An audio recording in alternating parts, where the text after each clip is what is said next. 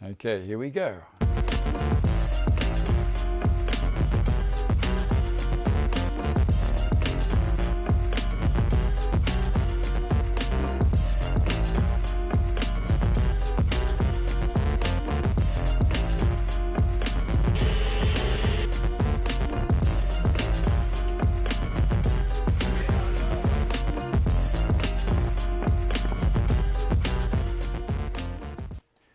Dave here, how are you?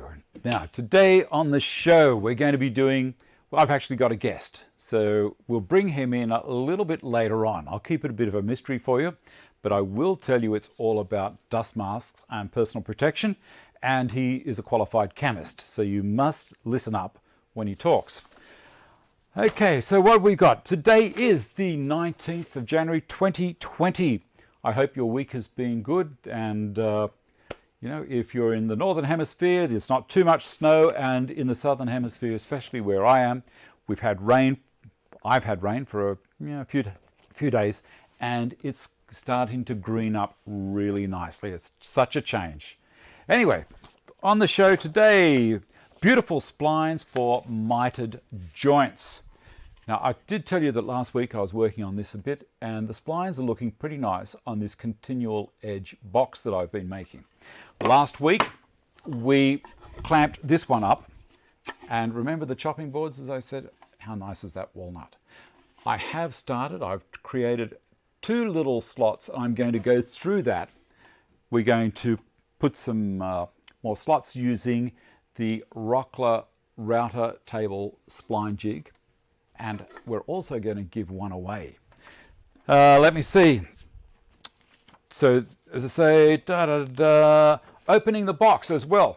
We're going to try, if I've got time, I'm going to sand all of these off. Well, actually, I'm going to do it a couple of ways. What we'll do is I'll cut them off with a flush cut saw. I'll pare some off with a chisel. I will sand this up, and then I'm also going to use the disc and belt sander because it's a whole lot quicker. But it's nice to be able to go through this stuff just in case you haven't got these machines and you've got these things. You can still do the same job, just takes a little bit longer. I keep picking this up. I carry it around with me now when I'm working up in the office editing videos, and just look at it. It's so nice. As I said before, I got no idea what I'm going to do with the other one, but I have found something for this one. My grandson is going to get this one. Apparently he's got a whole lot of fidget spinners and things like that. They're going to live in there. So it's found a home. As I did say, the Rockler Spline Jig giveaway courtesy of Carbotech. Now, last week we did the $500 draw on the gift card, and Stephen Wallbank won it, and he's over the moon. I'll probably see him in the store pretty soon. And that competition had been running for about 3 months. Basically, it was you put my name as a promo code when you went through their website on one particular machine, and that was that. So it's been running for ages. And I did mention not too long ago that I was going to try and up the dollar value a little bit when Carbotech doing something once a month, and they have. They've upped it with this spline jig, which is pretty exciting to use. Support the channel through Patreon and the Amazon links below. Oh, here's the thing about them. If you do use the link, please, please, please go back in. Say you use the link and you say, yeah, that's what I want. And you come out, and then you come back in a few days later, you just type in what the item was. Well, I miss out. That's all there is to it. You must use the link that I give you when you go in to actually get the thing, also when you're having a look. So when you actually want to get it, you go in through my link, and that will make me happy.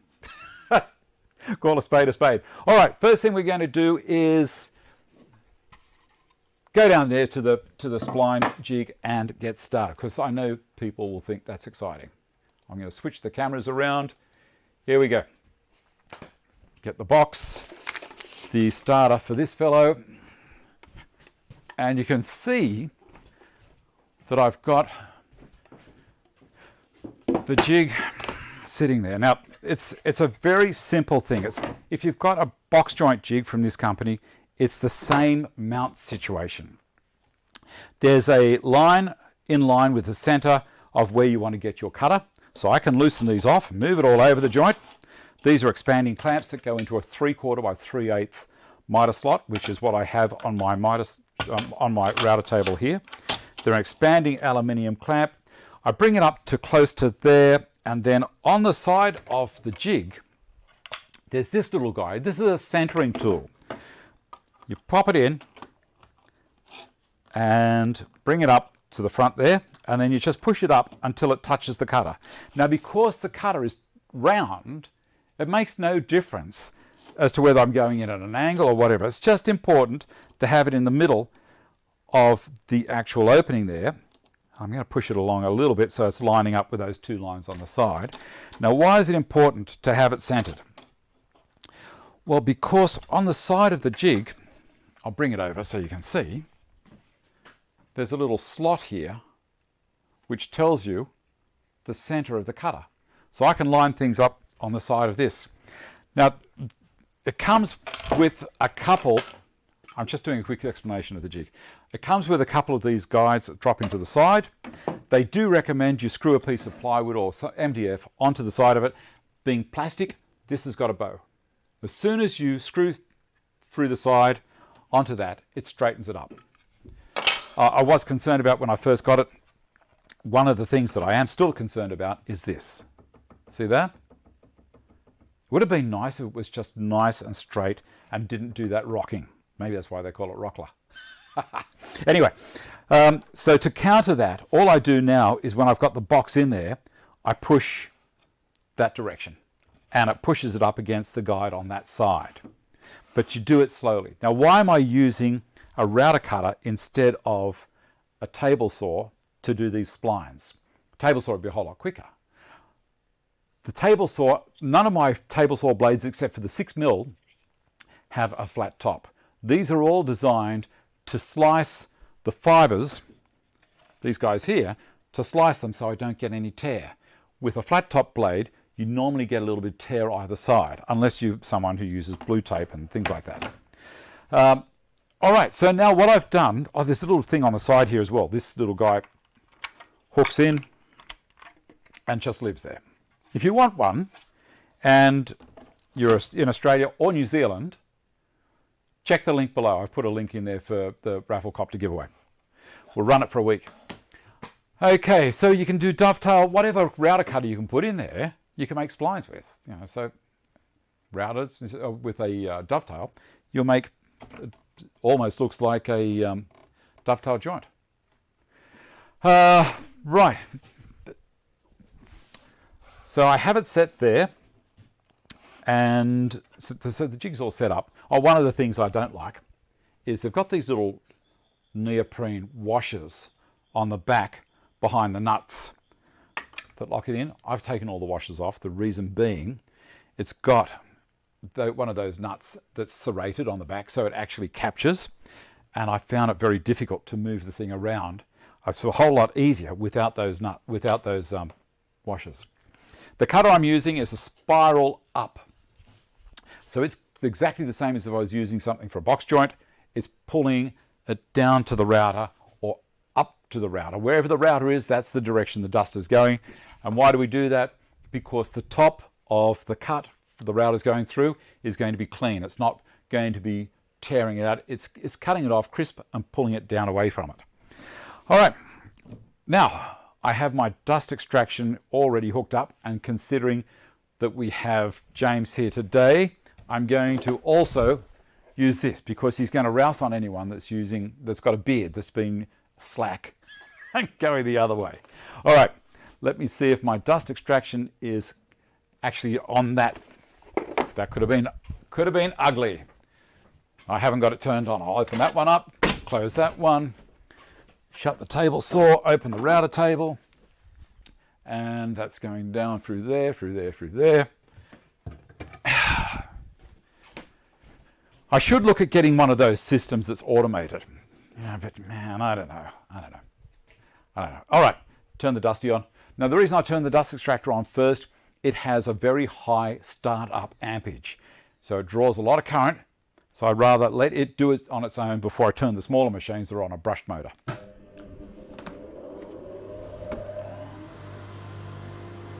That's working. Excellent. This one on.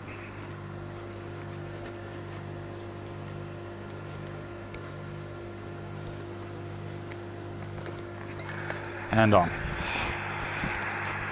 All right, I've already set it up. We drop that in the jig like so. They recommend that you put a clamp on there. What I'm doing is I'm holding it here, and I'm going to hold it here as well as I pass it over. Now you see it already goes over that one that I've already done. Flip it over this way. Turn it up, went to scratch my face. Okay.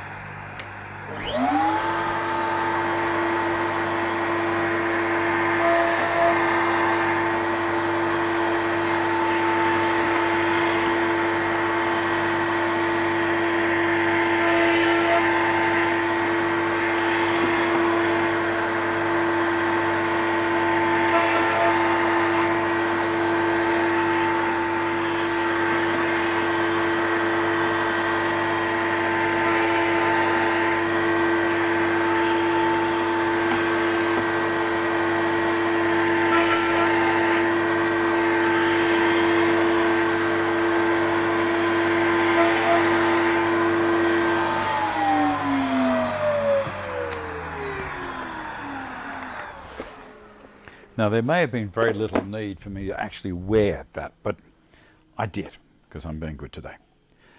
So we have really, really nice flat bottomed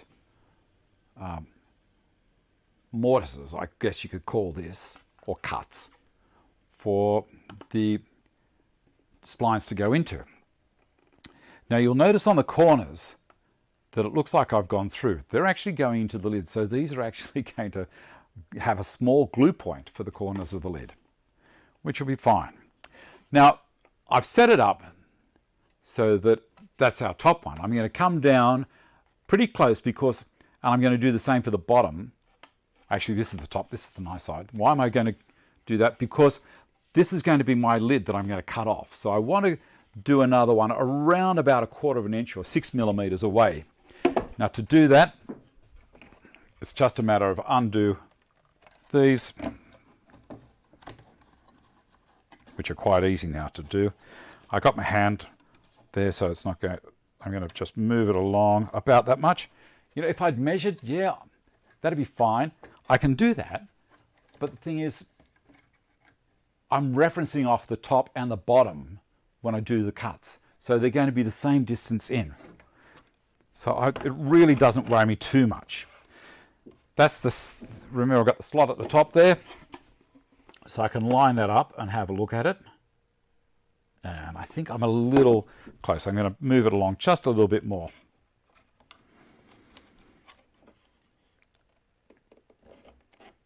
Nice.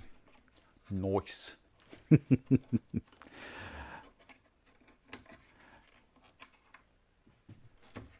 me a sec. I'm going to go with these instead. Good old faithfuls. And pull that back. Have a look here. That's nicer. Here we go.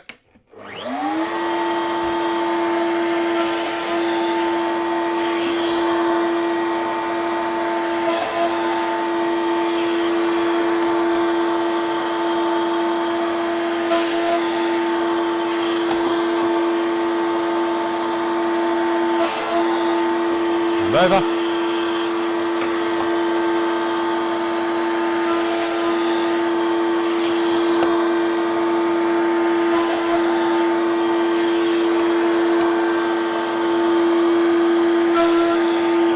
And the last one for the main.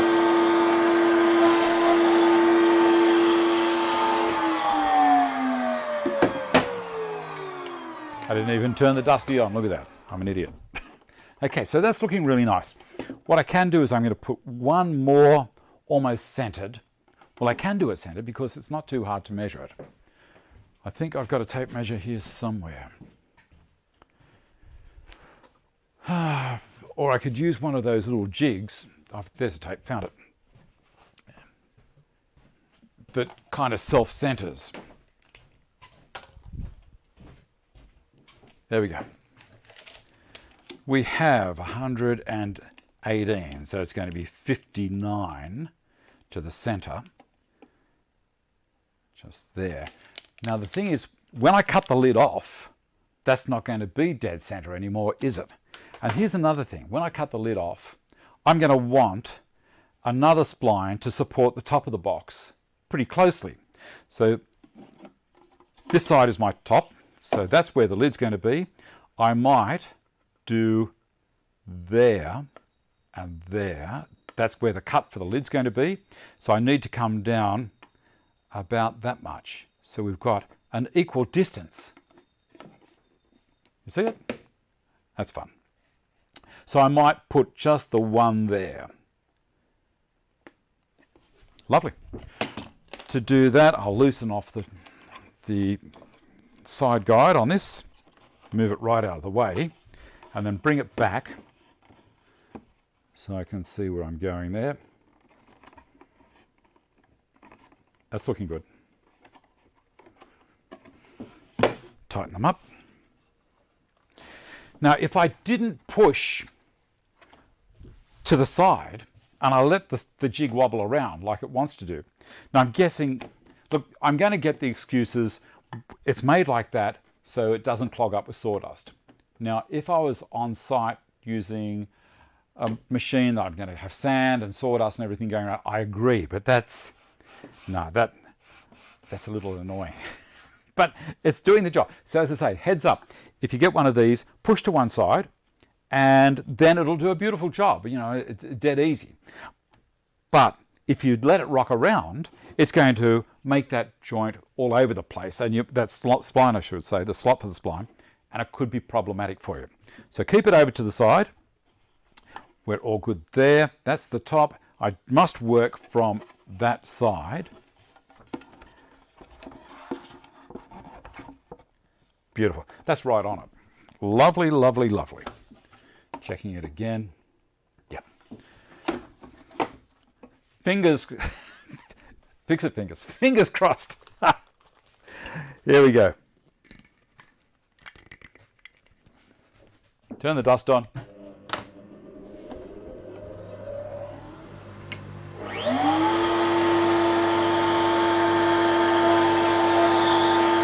And test.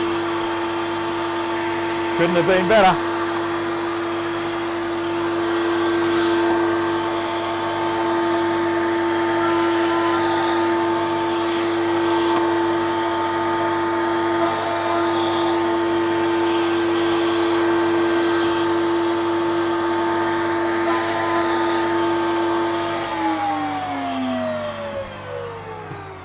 Okay, back to the other camera.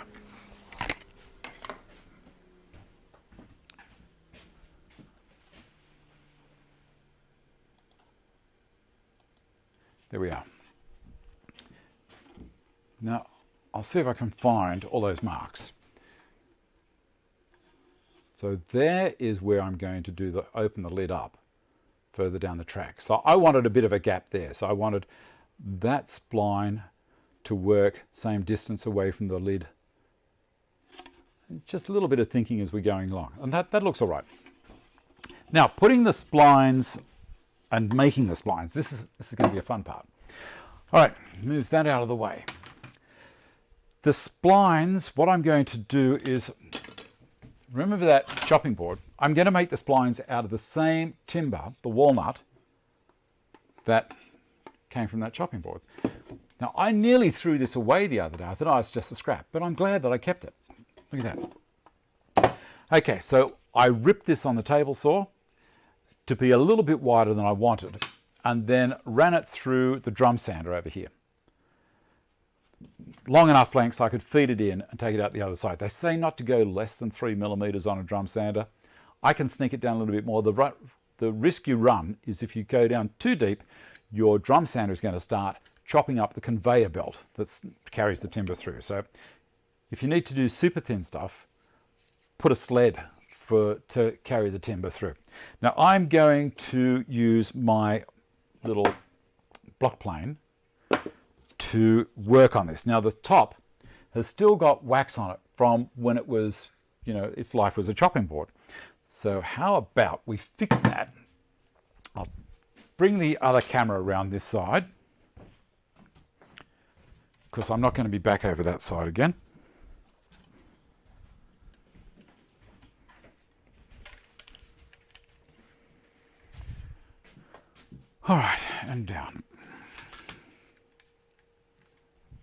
I'll see what the other camera looks like at the moment. Well, I know what it looks like, it's just there. Switch her over to there and down a little bit. Now the little trick that I'm going to do is I want to get rid of those, and it's too small for me to put it over a jointer, and I don't really, there's nothing really on the edge here, and I haven't got the means of holding it other than if I put a couple of these dogs in the bench, and I've got a piece of offcut there, and I can put this in like so, make sure the grain is going the right direction. This is a tricky one. It's pretty straight, but I'm going to pop that in there. And what else have we got? This, I think, and a couple of the cams.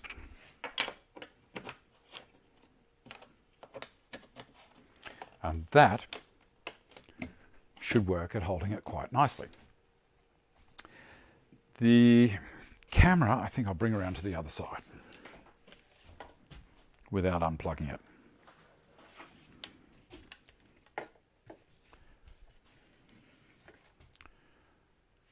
There we go. All right, now I could use the number 4. Yeah, I will. Remember these things? Aren't they lovely? All right, number 4. Done. That's all of the wax gone. I'm going to do that to another one as well. Actually, I'm going to do it to the other side so I don't get confused. Maybe I'll be thinking about something and then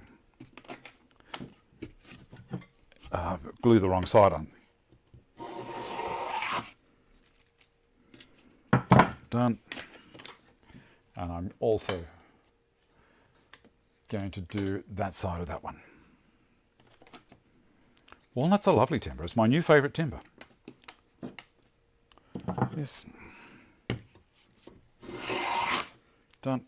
All right, as I said, I'm taking the wax off the edge there just so that it's going to glue nicely.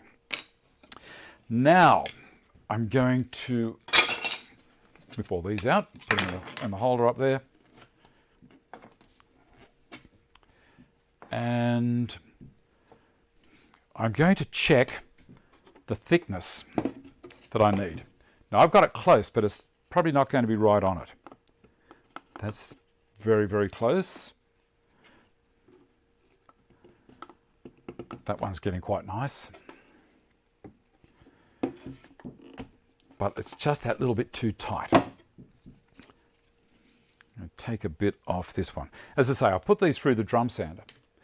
Now, ordinarily that'd be okay, but the paper in there is pretty aggressive. I think I've got 80 grit paper in the drum, and I'd much rather have a planed surface, because the more contact that I make with the sides in there, two things. It's going to be a better glue joint, and also it's going to look better on the edges. It's the same reason we didn't use a standard saw blade, because I didn't want a kind of a daggy end there.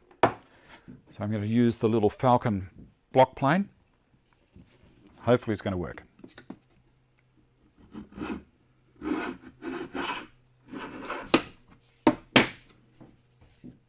How nice is that? Beautiful. Is it going to fit? Yes. Lovely. So I've got that one. Let's see about this one. That one's not too bad, as a matter of fact. I don't want to make that any smaller. This one we're going to keep because I'm going to use this as a microphone holding stick for James when he comes in a little bit later on. Right. Next thing is we need to cut some. Move the camera around the other side.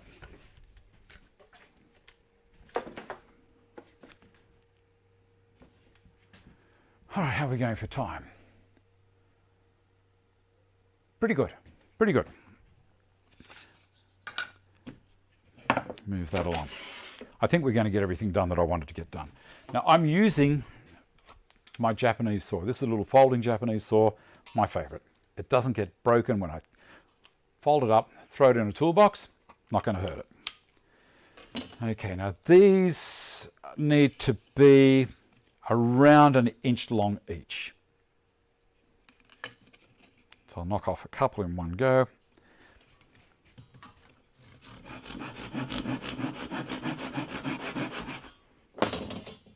I could do these on the Capex, but the problem is that they tend to go flying around the workshop a fair bit.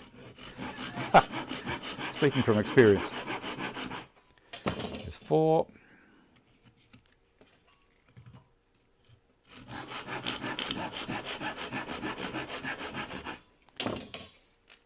Oh, trying down one of the dog holes.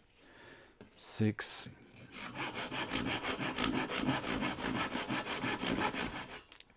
That's going to do me for the moment.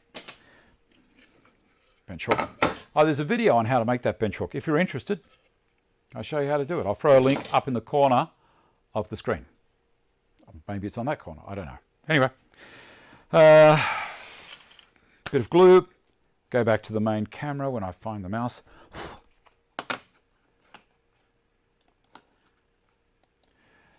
And move this guy out of the way over there for the moment. It's cramping my style.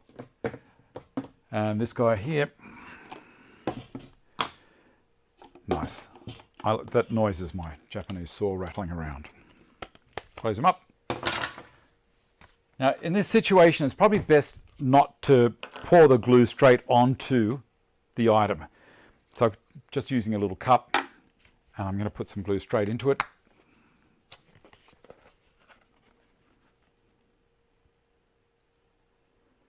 Not a heap. And then I can shut the lid on that. All right, now here's another thing. The other day I put a picture on Instagram and I was using my mallet to drive these in. Now that was an issue. I'll tell you why. Because sometimes you can hit the side and the spline rocks around the wrong point. So I'm going to show you, there's 2 ways that I'm going to show you to do it, which might make life a little bit easier. A little bit of glue on the spline. On the bottom. On there. Put the first one in. Okay. First way, when I find my prop. There, it found it. Don't panic. Here it is. So I've got this. Now, it's only skinny wood. I can put that in the center, and as I drive it in, it's not wider than the spline's receiving point. I've got it on the on my bench here. On this, you know, I keep telling people this is a great bench, and I can now put that there. And as I tap it in, it's not favouring one side or it's not doing this in the slot that I've made for the spline. So it's now down nice. It's home. There you go. All right, I'm going to put a few more of these in. Now the other way, because I did say there was another way. I'm full of information today.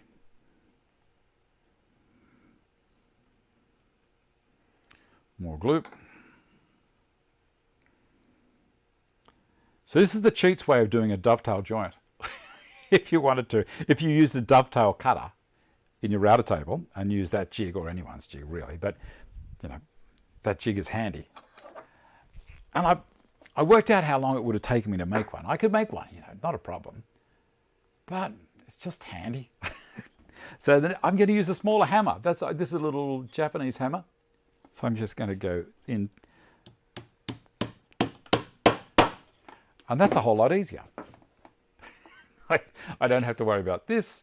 I don't have to worry about this. It's just this little guy. This is the one that Vicky and I use when we make frames up, because she likes painting. So that's how it works. A couple here, a bit more. I'm going to do this one right across, and then we'll move on to the next thing, which is a little bit of fun. There we go, there.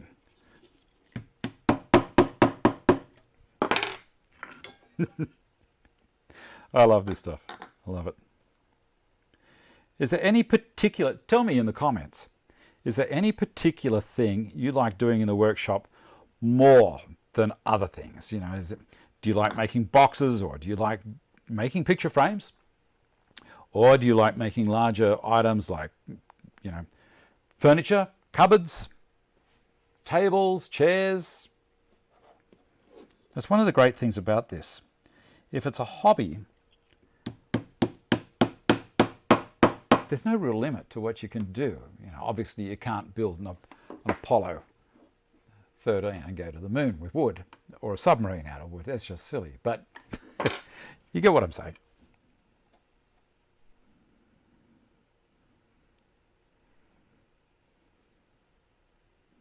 This is the last one I'm going to do. And that's nice. That is so much fun. There you go. So that's how it looks glued up. What I'm going to do now is go to the one that I had here before, and we're going to do a bit of work on it. Now, there's two ways of doing this. I'll just move this out of the way. There's a few ways, more than two, obviously. There's a few ways of doing this. One is to use this guy. Now, this is a flush cut saw, which means there is no set on the edge. When I can cut along the edge here, it doesn't make any mark on the face. So I'm going to do a couple of cuts.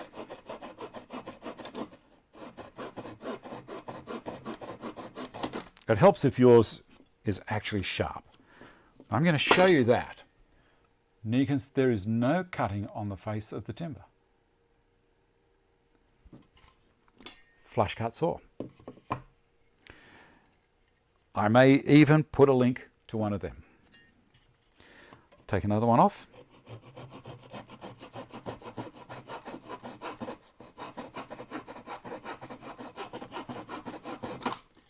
Done. Second one gone. Now, I'm going to bring this camera around here, and I don't know. Yeah, probably on this side would be best. Spin it around there. Get the mouse. Wherever it is. There it is, found it. And have a look at the second camera and see if it's going to do what I want it to do. Yes, it is. Very nice. Okay, down here. Bring this back, and this might be something that could help you out as well. See this bit of wood? Because the sides on this box are only around about 6 millimeters thick, maybe even less, I want to make sure that when I clamp it to the side of my bench, it's not going to destroy that. So I'm going to put that on there, and also something to help it hold. I think I've got some here. You know, I get this stuff ready, and then I turn around in a circle, and I'm gone. There it is. Okay. This is the cushion strip that I use. I'm going to put a bit on there. Get the chisel. Sharp. And it's going to help me hold the box in position. As I keep saying to people, if you haven't got a workshop or a dirty big bench, these things are fantastic. So there we go. That's there. I'm going to clean. What I'll do is I'll clean these ones. These ones have already been cut. Let me see. Maybe if I do it, they've all been done. I'm trying to make sure that I don't stuff myself up here. There we go. Put it around that way. That one there. And then in. Like so. Beautiful. All right. These ones haven't been done. I've paired these earlier today. What I can do,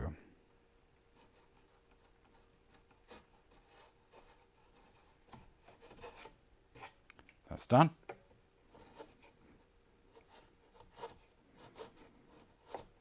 Done. Done.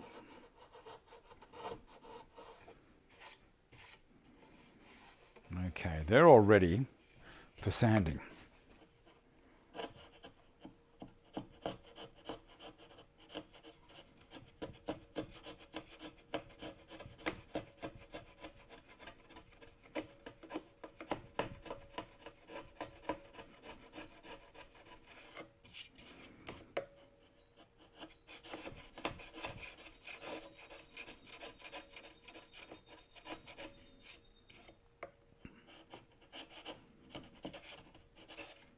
Beautiful.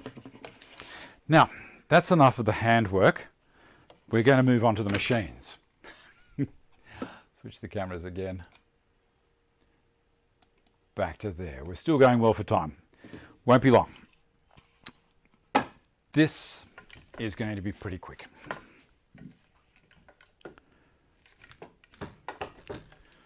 Now I have here the disc and belt sander. So you can see that there. I'm going to change the dust ports down here. Again, that one to the overhead, and make sure that everything else is closed except for that particular one. That's all good, and I'm going to be using the disc sander to start. Turn the dusty on.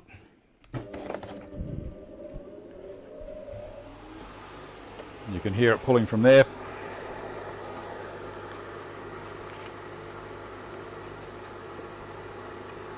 Turn this on. All right.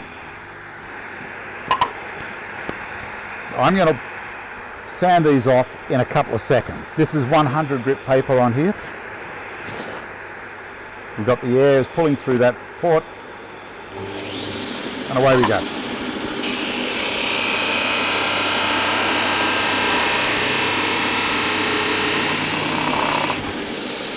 See that?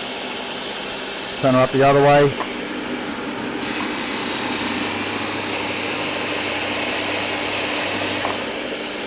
Done.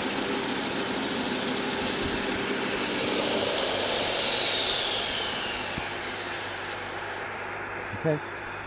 That's the quick way. If I was doing a big run of them, that's how I'd do it. Bring the camera around here and tip her up a little. And you can see I've got the belt sander. Turn this off for a second. I've got the belt sander there. I'm going to take the dust extraction off that point, bring it round to the front, and as this is 320 grit and pretty worn out. I should really have a 240 belt on there, but for the moment this is going to be fine. This particular sander also oscillates. The belt will travel across. There's a little arm on the side here that goes up and down, so belts always travel to the highest point. So that's what it's doing. It's doing this to it. All right, let's see if we can get this sorted.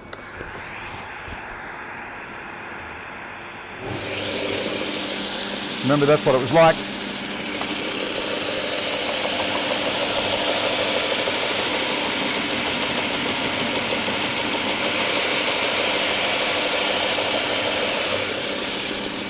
Moving on pretty quickly.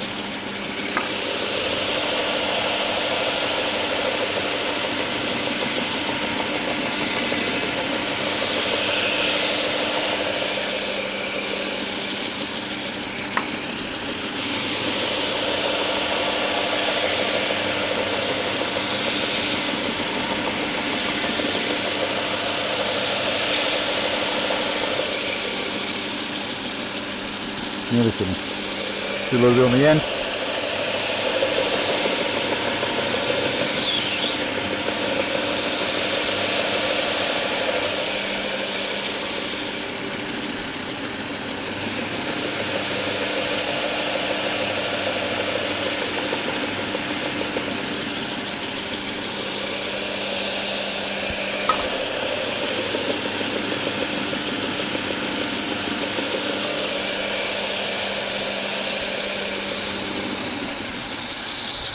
All right, move this out of the way, switch cameras again.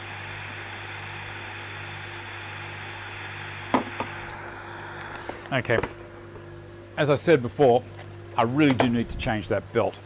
So I'll do that a little bit later on, but it's the quick way. You can do it both ways. As I say, machines are quick, but still the hand way is nice and satisfying. You know, it's always good to make something with your hands. I enjoy it. All right, dust extractor I will turn off, and then we'll do the cut on the top just to show you the last part, and then we'll get James in. Where's my remote? There it is. And we'll switch cameras again. Second camera. Beautiful. I'm going to bring it around to this side. Now, the reason being, I'm going to use the fence. On here, take this off. Remove this. And lower the machine down.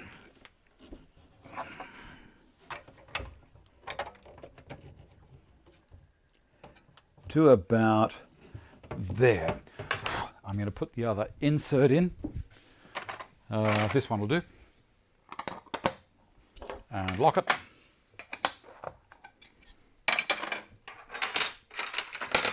And now bring the fence over. Get the box.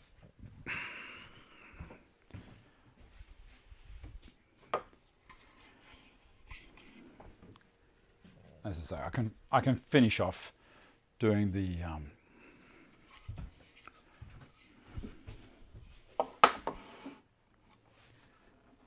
other box a little bit, like doing the sanding a little bit later on. I'm taking it down so that the center is right between these two here. Making sure, whoop, that way around, David, that's the top. Back a little.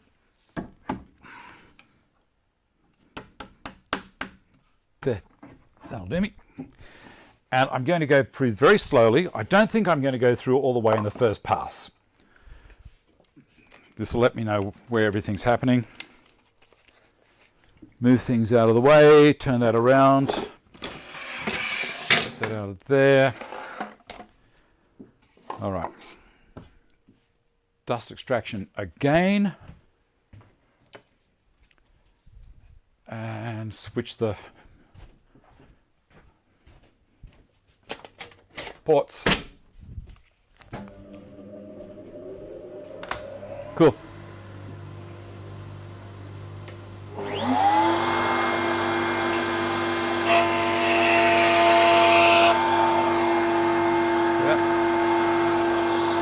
Right on the right spot.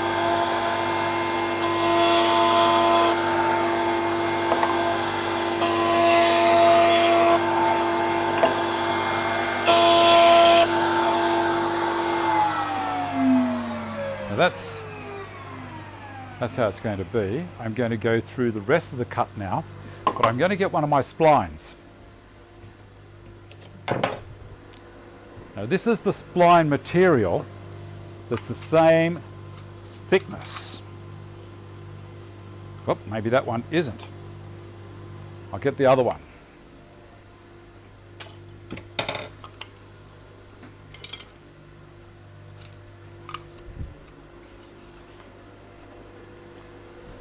Okay, that one's gone in. Not enough though.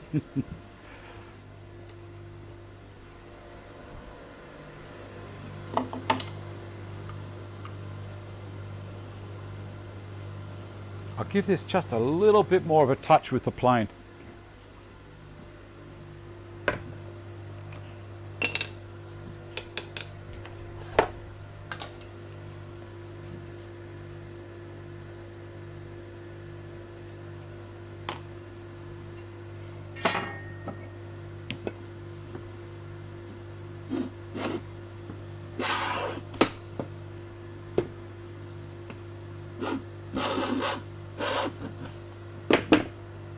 That should do it.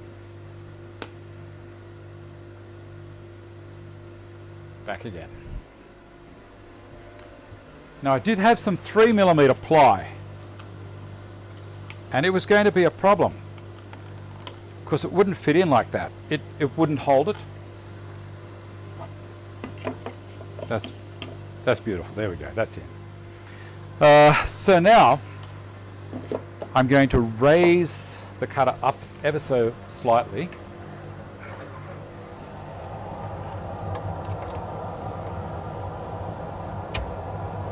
So it goes all the way through.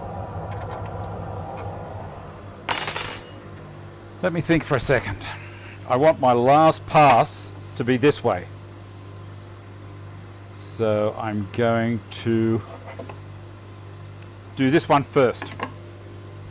I'm going to do 3 and then I'll do the last one.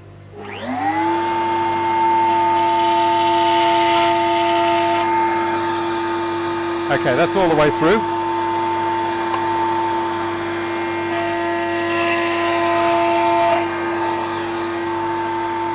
And this one, put this in here, like that.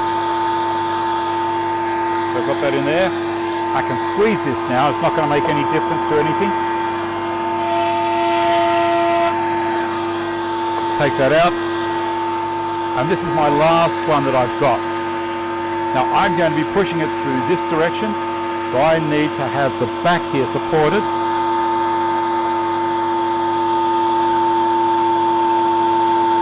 And possibly lean forward just a touch.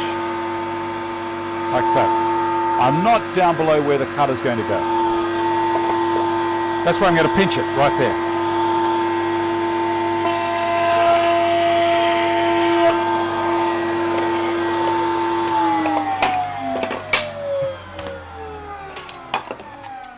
There we go. There's my lid.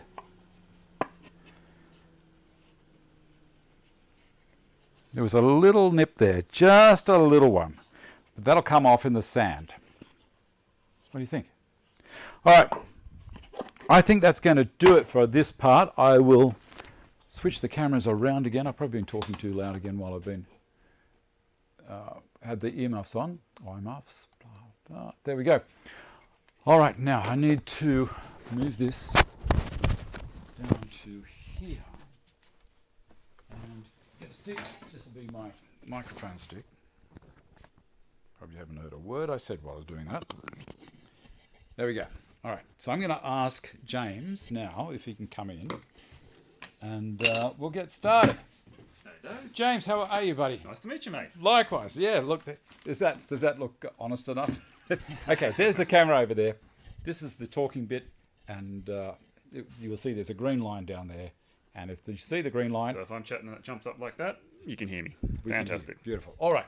Now, James, I noticed that you had a post on Instagram about dust protection, especially personal protection with the fires that we've had lately. And there's a lot of kind of misinformation out there. Now, you're a qualified chemist. I am. Yeah. And what kind of a chemist are you? I'm an analytical chemist. And what does an analytical chemist do? Basically, people give me stuff and I tell them what it is and how much of it there is, accurately. Right, okay. Now, do you do a little report for them as well, or do you just ring them up and say it's fine? Like any job, except woodworking, of course, there is more paperwork than actual chemistry involved. Excellent. All right. Now, one of the things that James has been talking about, and I've just recently watched his video that he did. I'll put a link down the bottom so you can have a look at his YouTube channel and also the video that he just did on all these things that he's going to talk us through now. But it was recommended to me by Derek Lark that I get James on the show because with the fires, people have been getting around with just an ordinary dust mask that they'd get for someone that maybe's got a cold and sneezing and what have you. I noticed in your video you were making comment about that. So I'm going to let you move that out of the way. I'm going to let you basically go crazy, and I'm going to stand here and be amazed. Well, so as Dave said, the first thing, and it's all over the media, and this is what sort of concerned me a little bit because as a woodworker, I do make a good chemist, and I'd just like to quickly point out that while I'm pretty good on this sort of safety thing, I do apologise for all the other unsafe practices, and I'm very aware of those as I'm a learner. But you can trust me a little bit on these ones. on the news, on newspapers, you're going to see people wearing, call them hospital masks or surgical masks. And effectively, the short answer is, if there is a gap anywhere around anything on your face, be it a rag or a mask, it's not protecting you from particulate matter. So that's the stuff that's getting in the air, that's going to get into your lungs, that you can't necessarily see, that's going to do you damage over the long term. Can I ask you a quick question here? I notice any time that there's something on with Hong Kong or in China, because Hong Kong's been in the news lately, that they're all getting around with these masks. And I've seen a lot of Asian people in Sydney also wear these masks. Now, is that going to be any good for where they are, the pollution and everything as well, or is it kind of a waste of time? No, same thing as mate Dirk was keen to tell me with the bushfires. Well, if you lucky live in the mountains, not as a problem. You live in the city, you're inhaling particulates and diesel fumes and all sorts of things all the time. And again, those little masks aren't doing anything. The only thing those surgical masks are good for is if you are sick, it stops you from spreading your germs to other people. So it's very polite. Or if you're ugly. Or, subjection. So if you're in a public place and you've got a cough, it's very polite, especially in Asian cultures, to wear one so you don't spread your germs to other people. Okay. They will work for that. But for our situation as woodworkers, and particularly with the bushfire smoke as well, you're going to need to step up if you're going to have any benefit from something on your face. Okay. All right. So you've got a few things here. Okay. Let's have a look.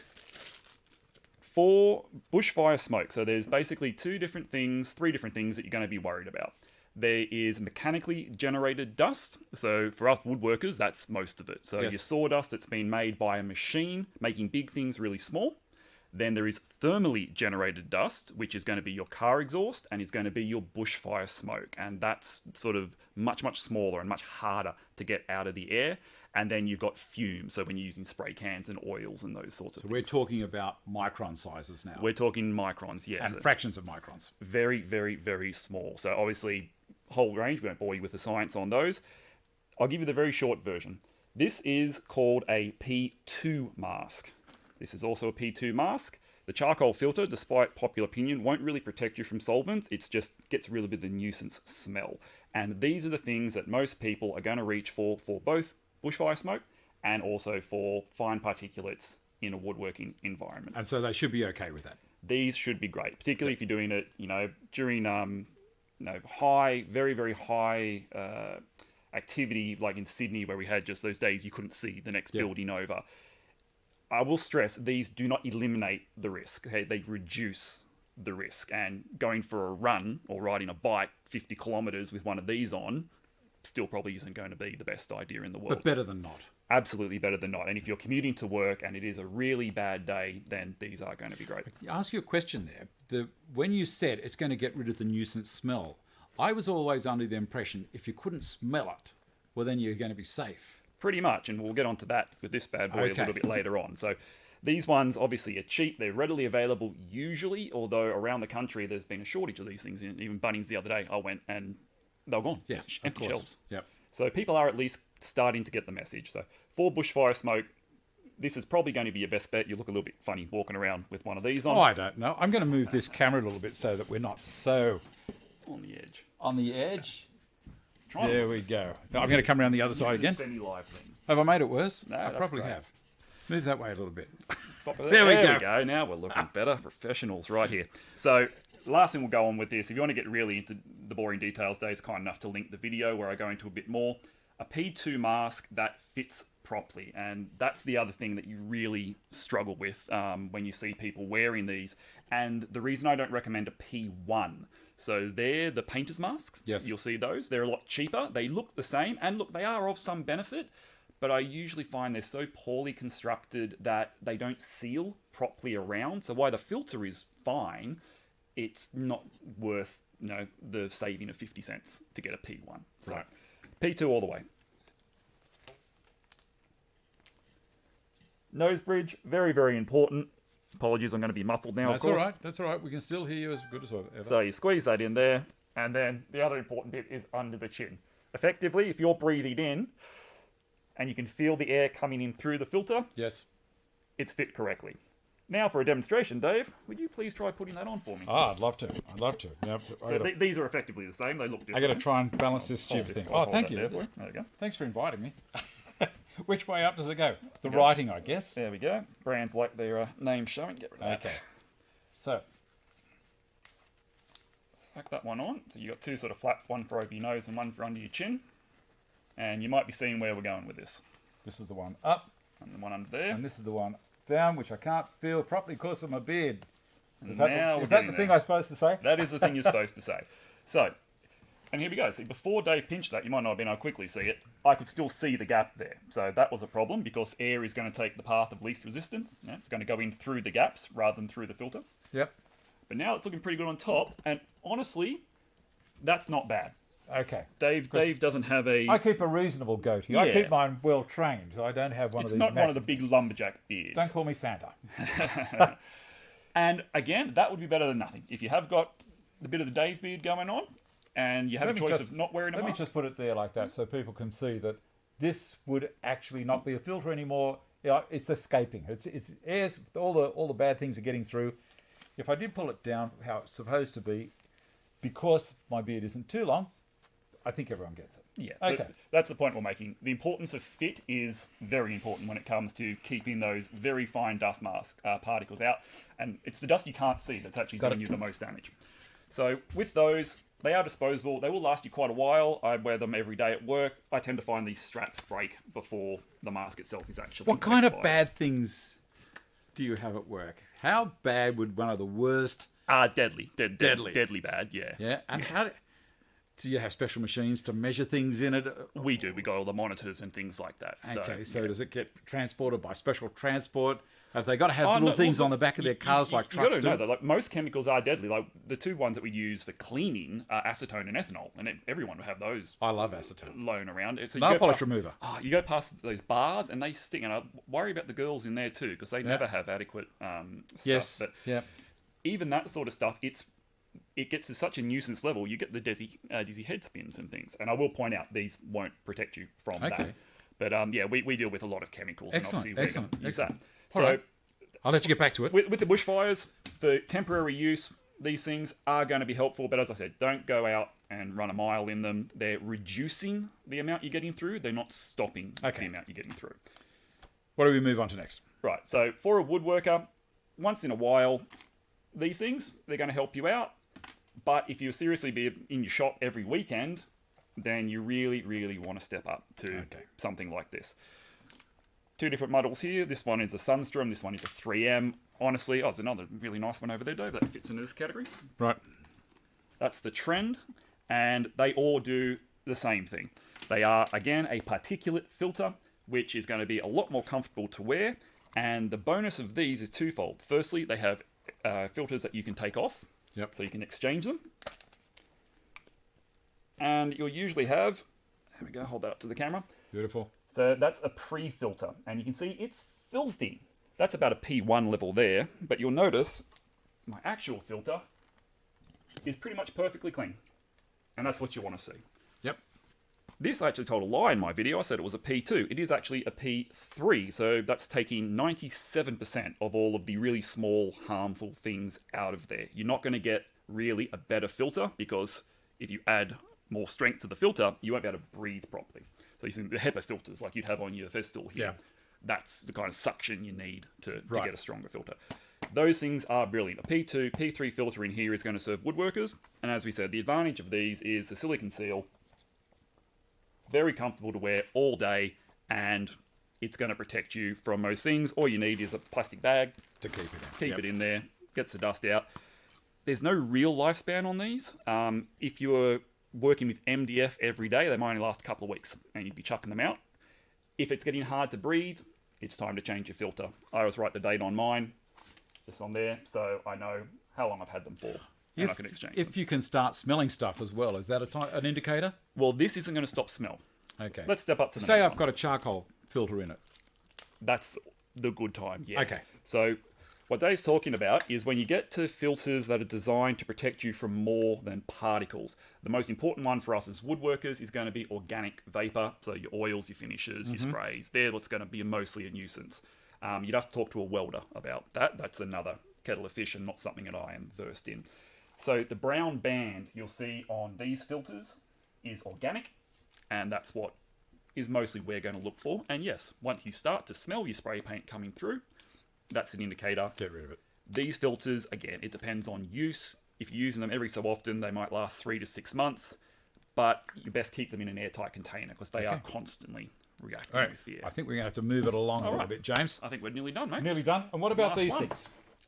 So, if you are lucky enough to be able to grow a beard, which I cannot do, then these things are really your best option. As you saw with Dave wearing them all the time, it fits nicely around there. It's effectively doing exactly the same thing, but it's got a motor on the back of it, which is filtering the air before it gets to you and then exiting out the bottom. So these and these, from a safety point of view, apart from the face shield, obviously, they're about the same level of breathing protection, really, but they're beard friendly and they're going to be... This one, I think, will only ever be a P2, though. I don't think you can get a P3. You can't put a P3. I'm not as familiar. Our ones at work are full. I've got the PAF deck as well, which can go right up to way past all this stuff.